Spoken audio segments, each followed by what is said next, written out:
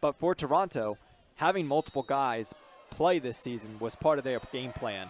As another layout, this time Rowan McDonnell getting that one to put the score back up by 10. He had to use every ounce of his sprint to get it there. But what's next for Toronto? You mentioned... See if he plays with some of that fire tonight. Do you think it's just something about the city? Do you think it's the way they play? I'm a little concerned about that comment. I think that he just doesn't like Philadelphia in general and is happy to make that known. As Rowan McDonnell goes deep for Jurek, and it's Jurek in the end zone again. Another goal for Cole. That's a pretty mid-range throw. Le Glory de Boston. 20 secondes à faire au match. McDonnell maintenant avec le disque. On veut bien gérer cette fin de quatrième quart. On entend là, qu'un des joueurs du côté du Breeze là, qui indique à ceux sur le terrain combien. Final 20 seconds of this third quarter. Again, Boston will receive to start the fourth, so this is critical. The Breeze would love to head to the fourth with a 2-goal lead. 10 seconds for Johnny Malks. Stalk count rising. Malks gets rid of it, finds McDonnell. 3 seconds, crossfield, hammer to Boxley. Beautiful.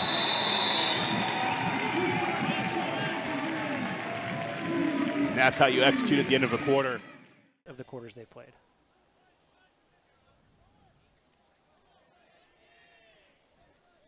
"15 seconds left. You're hearing the count from the sideline.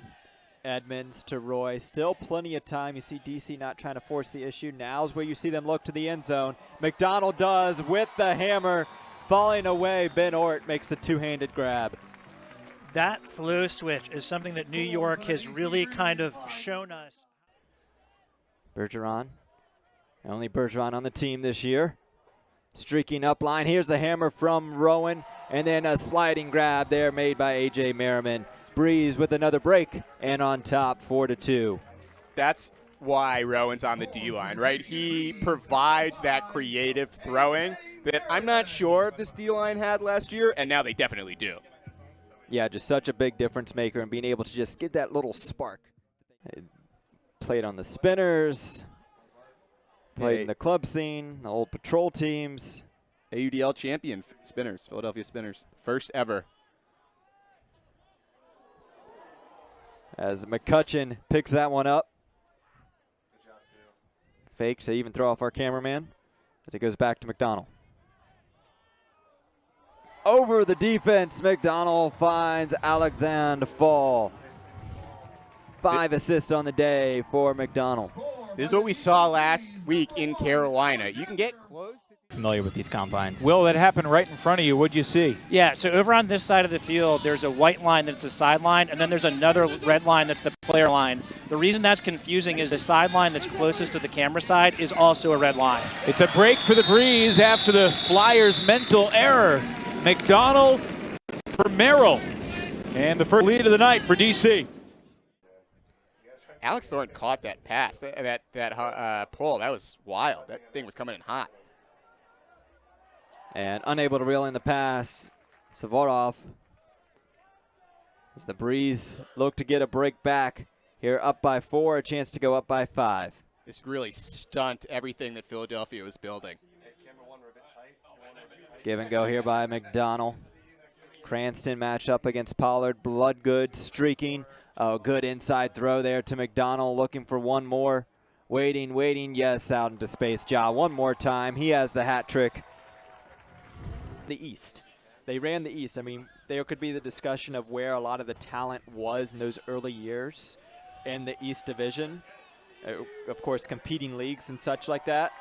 But in Toronto, there was no competition. And all the players went to the rush. And that ended up being the difference in those early years.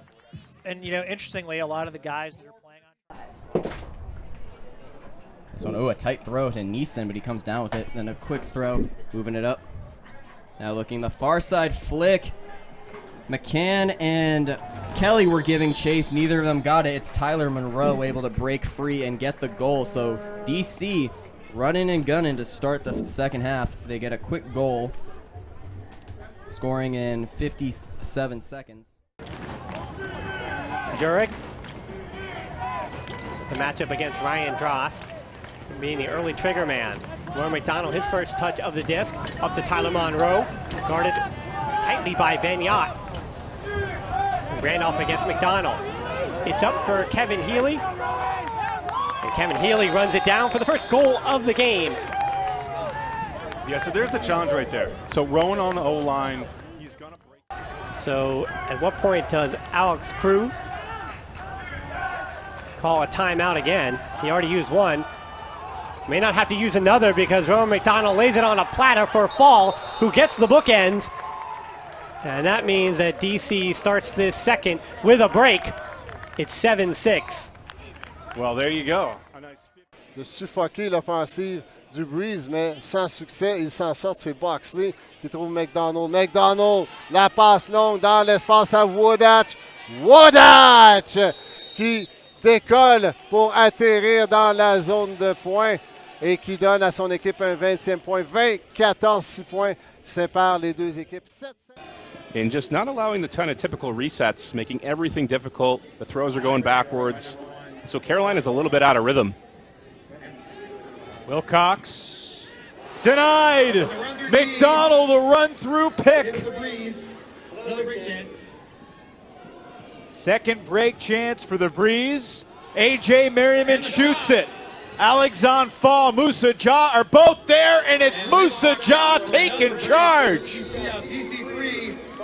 No travel that time, 3-0 Breeze.